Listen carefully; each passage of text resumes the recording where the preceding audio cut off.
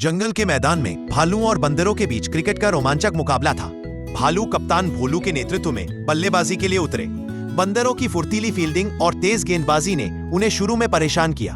भोलू ने धैर्य से खेलते हुए अपनी टीम को संभाला, चतुराई से सिंगल्स और डबल्स लिए। दूसरी ओर बंदरों का बल्लेबाज मिक्की हवा में शॉट्स मार रहा था, लेकिन भालुओं के गेंदबाज गब्बर ने अपनी सटीक यॉर्कर से मिक्की को आउट कर दिया। आखिरी ओवर में भालुओं को 6 रन चाहिए थे। भोलू ने आखिरी गेंद पर शानदार छक्का जड़कर ट्रॉफी जीत ली। भालुओं ने मेहनत और सूझबूझ से जीत हासिल की और जंगल में उत्सव मना। और भोलू ने कहा, जल्दी से लाइक, शेयर और सब्सक्राइब फॉलो कर लो मुझे, ताकि मैं तुम्हारे लिए और भी ट्रॉफी जीतूं।